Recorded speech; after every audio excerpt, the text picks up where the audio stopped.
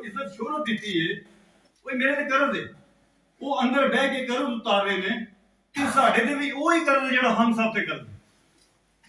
ऐसे मिट्टी ने सानू जन्म दिता है, ऐसी मिट्टी सानू पहचान दी है और ऐसे मिट्टी साडी मां है और हलाली पुत्र होंदा है जेड़ा अपनी मां नाल वफा करे।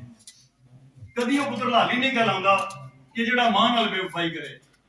और खान साहब मेरी जंग लड़ रहे हैं, मेरी आने वाली नस्ल की जंग लड़ रहे हैं। क्यों असीं उहदे नाल धोखा करांगे, क्यों असीं उहदे नाल बेवफाई करांगे।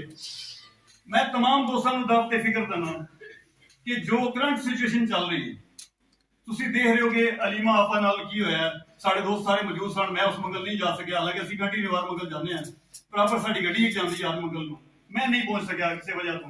साडे दोस्त मौजूद सन। लानत ऐसे सिस्टम ते कि एक 70-72 साला औरत नूं यार कोई खुदा दा खौफ करो, कोई गैरत करो।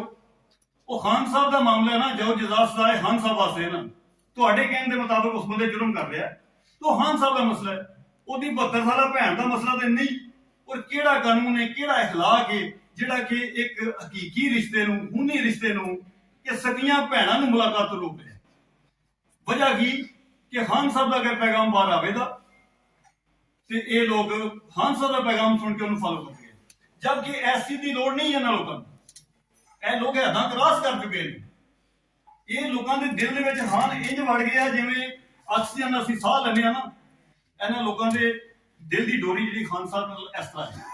ਔਰ ਇਨਸ਼ਾਅੱਲਾ ਅਜ਼ੀਜ਼ ਮਰਦੇ ਦਮ ਤੱਕ ਅਸੀਂ ਖਾਨ ਸਾਹਿਬ ਦੇ ਨਾਲ ਹਾਂ, ਖਾਨ ਸਾਹਿਬ ਦੀਆਂ ਭੈਣਾਂ ਦੇ ਨਾਲ ਹਾਂ। ਦਾਵਤ ਫਿਕਰ तमाम ਦੋਸਤਾਂ ਨੂੰ ਕਿ ਇਸ ਮੰਗਲ ਨੂੰ ਪਾਰਟੀ ਦੀ ਤਰਫੋਂ ਕਾਲ ਵੀ ਹੈ, ਪਾਰਟੀ ਦੀ ਅਗਰ ਕਾਲ ਨਹੀਂ ਵੀ ਹੈ ਅਸੀਂ ਤਾਂ ਹਮੇਸ਼ਾ ਜਾਣੇ, ਅਸੀਂ ਤਾਂ ਆਪਣੀ ਰੂਟੀਨ ਨਾਲ ਜਾਵਾਂਗੇ। ਔਰ ਸਾਰੇ ਦੋਸਤਾਂ ਨੂੰ ਇਸ ਦਫਾ ਕੋਸ਼ਿਸ਼ ਕਰਨੀ ਚਾਹੀਦੀ ਹੈ कि उन्होंने असी सामने जाके मुंह से पैगाम दिए कि भाई असं तो कोई नहीं डरते। ए मेरा बेटा पिछे खड़ा 13 साल की उम्र, इधर आका ए 13 साल का मेरा बच्चा 24 नवंबर वाली कॉल च मेरे नाल सी। कोई इवेंट इस बच्चे ने कैंसल नहीं किया। ढाला जल मेरे नाल होंदा, नूरीन आपा अलीमा आपा इन्ना प्यार करती है कि ज्यादा गोद च बिठा लेंगे। क्यों? ਇਹਦਾ ਕੰਮ देख रहे ना।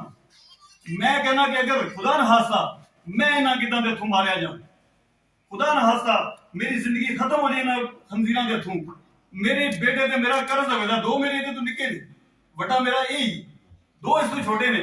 और मैं समझना कि मेरा इन्हां बेटियां दे उत्ते कर्ज होवेगा।